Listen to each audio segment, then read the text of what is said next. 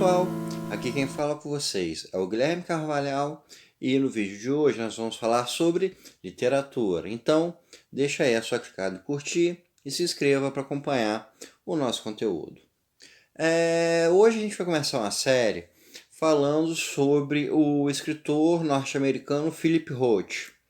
O Philip Roth, ele é um dos maiores autores dos Estados Unidos da segunda metade do século XX, junto com o Cormac McCarthy, o Thomas Pynchon e o Don DeLillo, né, que são considerados o grupo dos mais inventivos autores dos Estados Unidos dessa segunda metade do século XX.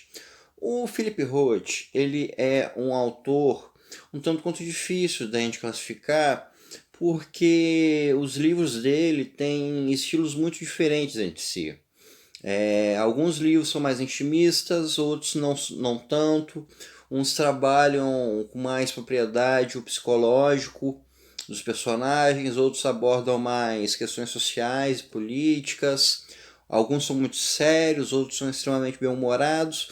Então a gente ter uma definição do que é a literatura do Philip Roth acaba sendo um tanto quanto difícil.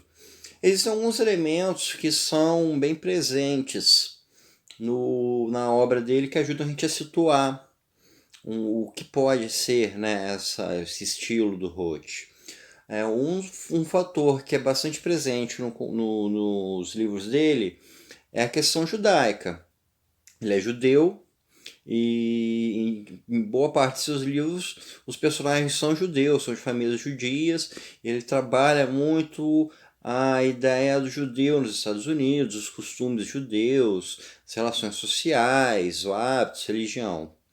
Outra característica também que costuma ser bastante presente no Philip Roth é uma observação política e social muito aguçada. Ele é muito provocador dos costumes, ele analisa com muito cuidado como está a situação da sua sociedade.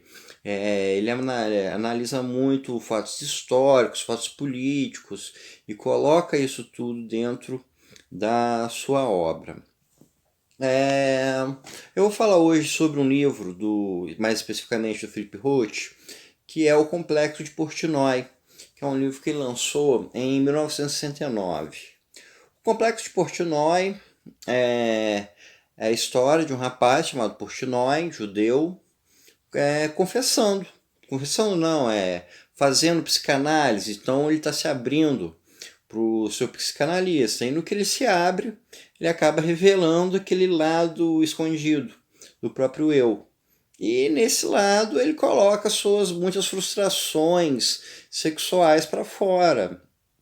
E nisso acaba sendo um livro de um tom humorístico bem acentuado. Tem uma parte, por exemplo, em que ele pega um bife de fígado e se masturba usando esse bife de fígado.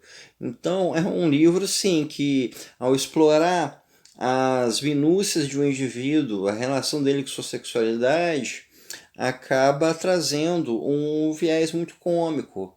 E esse livro, que tem uma premissa tanto cômica quanto uma premissa assim de um ser humano se expondo, né, tem um enfoque do ser humano se abrindo, e quando o ser humano se abre acaba sendo risível para os outros, acaba sendo também uma cutucada do Philip Roth nas relações sociais da época. Ele escreveu em 1969, que era a época em que estava acontecendo aquela revolução sexual, a revolução dos costumes aí no movimento hippie, do rock, das manifestações de rua, manifestações de 68.